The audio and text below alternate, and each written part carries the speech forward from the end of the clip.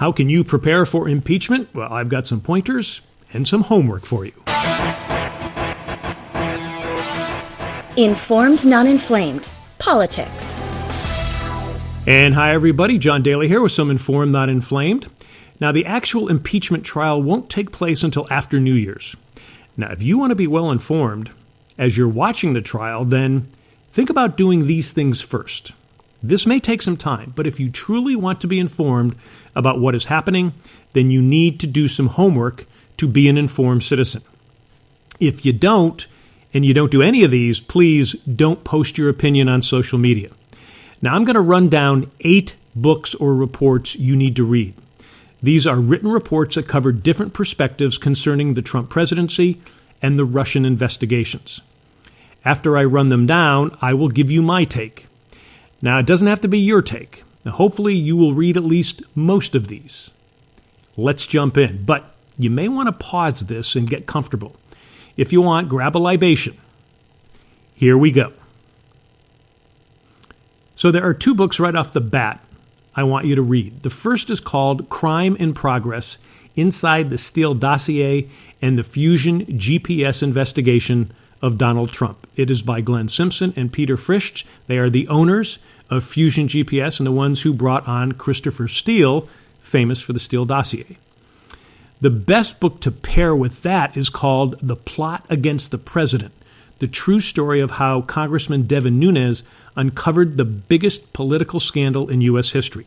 It is by Lee Smith, a right-wing journalist. Now, both of these books are worth reading and reading together. Both books actually have similar facts with different interpretations. In Crime in Progress, you actually get an up-close view of Christopher Steele, while in The Plot Against the President, you see a different side of Congressman Devin Nunes. In Crime in Progress, Simpson and Fritsch defend their efforts in opposition research that was used against Donald Trump.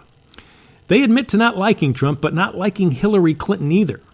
Fusion GPS was originally hired by Republicans who were going to primary Donald Trump. They contend that Christopher Steele had no idea who he was working for until it was apparent that Hillary was the candidate against Trump. Steele had years of opposition research for corporations about Trump. Now, they contend that they only worked for Hillary because they felt Trump would be working for Putin and Russia, and he would be a threat to American and European security. Now, meanwhile, in The Plot Against the President, Lee Smith contends there was a concerted effort within the FBI, intelligence, and the Democratic Party to keep Donald Trump out of the White House and then to impeach him after he won election. Now, Devin Nunes believes that all government agencies are run by Democrats. That seems a bit questionable since so many career federal employees have worked for presidents of both parties. Nunes and Lee believe that if Trump hadn't been elected, the United States would have become a third world one-party dictatorship. It's kind of ironic because anti-Trump people think that's what's going on now. Now, Lee makes some interesting points about Trump being more stringent on Russia than Obama was.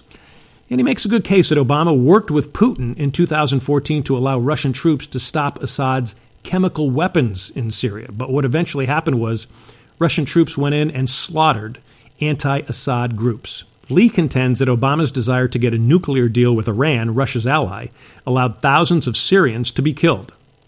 Now, how you view the nuclear deal with Iran will probably decide how you feel about that episode. What's interesting, though, is that Trump and Obama both had the same inclination of keeping us out of foreign wars.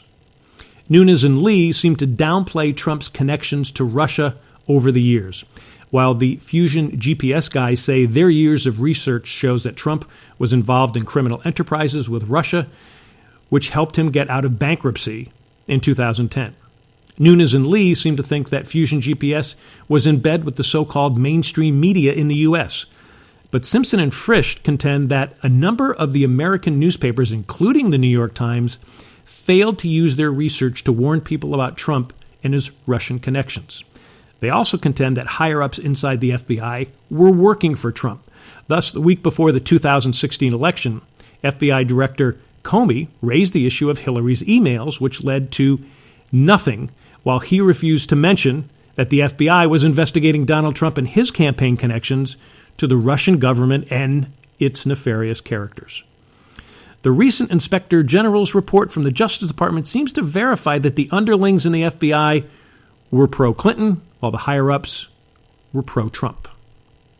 Okay, the next two books are, first, Power Grab, The Liberal Scheme to Undermine Trump, the GOP and Our Republic. It is by Jason Chaffetz, the former congressman, now a Fox News analyst. This is a book that seems to paint anyone who is not pro-Trump as a socialist. Although I understand the fear of having a government run totally by Bernie Sanders or AOC that could bring us back to the economic downturn of the 1970s, this book clearly does not give an even portrayal of what I would consider the far right, which can be as detrimental as the far left. Now, I would pair that book with American Carnage on the front lines of the Republican War and the rise of President Trump. It is written by journalist Tim Alberta. This will give you an inside look through the eyes of journalists, congressmen, and federal workers who witnessed the start of the Trump administration. Now, clearly, this is not complimentary to Donald Trump.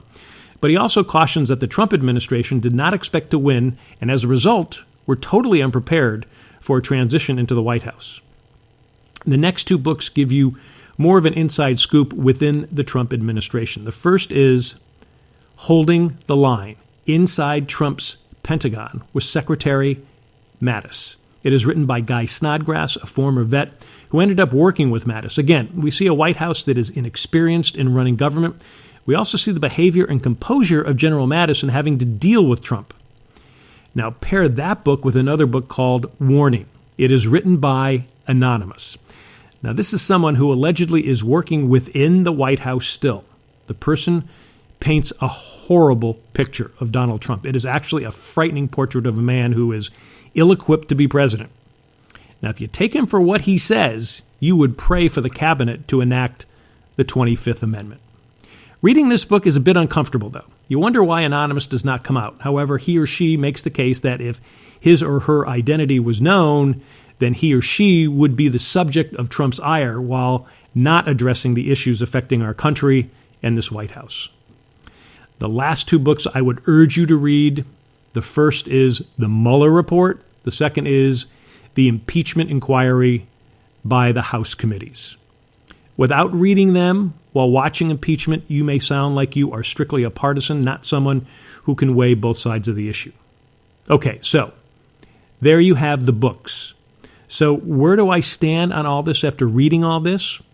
Well, after watching a good amount of the impeachment hearings, I think there is enough evidence for impeachment to move forward.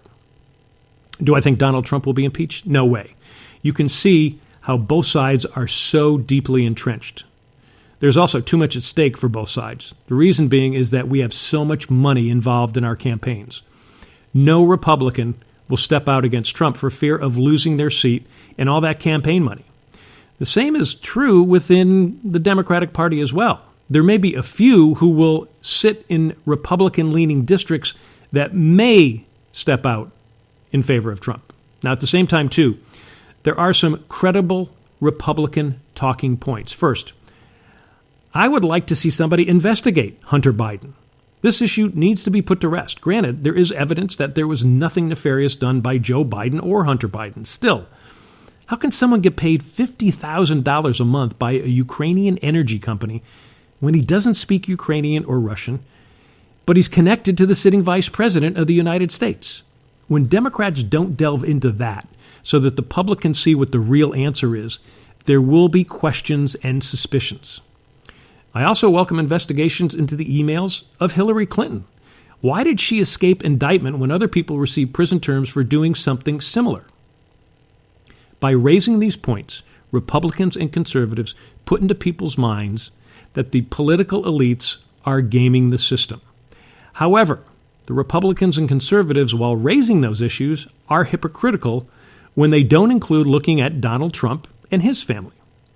Just as I am for an investigation of Hunter Biden, I am also for an investigation into the children of Donald Trump. But really, the bigger issue is Trump himself. And as you know, I use the Royal system, ROIL. That means read, observe, interview, and learn. Now, you can see that I've done my reading. I've also done my interviewing.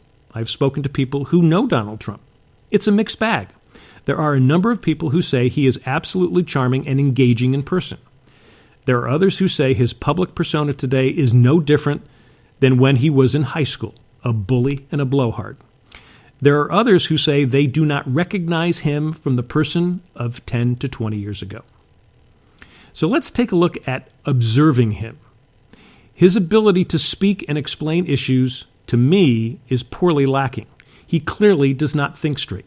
He clearly does not have a grasp of many ideas that will be important to national security and the economy. His temperament tends to divide, not unite our country. He appears to be causing too many of the problems among the American people. There is enough evidence from reading and also from observing him that he could actually be mentally unstable. Okay, let's say he's not. Let's look at his actions with Russia. He clearly sides with Vladimir Putin. Sure, you can make the case that he has given more to Ukraine than Obama did. But the arguments don't hold up when you consider what he has done in Syria, allowing Russia a bigger foothold in the Middle East. The situation over the phone call with President Zelensky of Ukraine seems overwhelmingly obvious to anyone who has done any form of investigation. He wanted Ukraine to investigate Joe Biden for him. And you can make a claim that it's the deep state. But clearly, the people who testified against him were long-term government employees, not people riding around in limos making millions of dollars. That's a lot of people pulling off a pretty big conspiracy. Now, is the economy good? Yes. It's better than some of his opponents are making it out to be. Still, there are too many people in the U.S. who have jobs that can't make ends meet. His major tax breaks clearly have helped the wealthy and not the everyday person. Thanks to impeachment, what appears to be happening is Trump is getting some deals done like the North American Trade Agreement and possibly a trade deal with China. But is he just doing that to deflect from impeachment? So I clearly come down against Trump, but you know my biases as well. I come from a newspaper background with some investigative reporting, so I have a tendency to side with people who have done their journalistic work. I also fear a president with his apparent personal goals getting reelected and not having to face the vote of the people again. Hey, I was all for him coming in and shaking things up when he was elected, but he hasn't done anything, even when he had a Republican Congress. Yes, I don't like him threatening journalists or describing them as enemy of the people.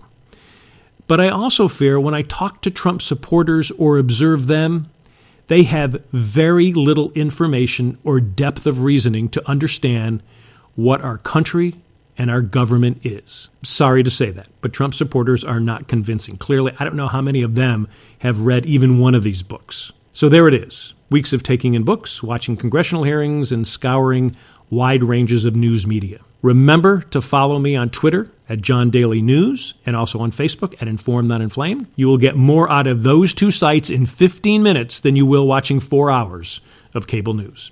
Tell me your thoughts on what I just talked about. Talk to you next time. For more on John Daly, go to informednotinflamed.com.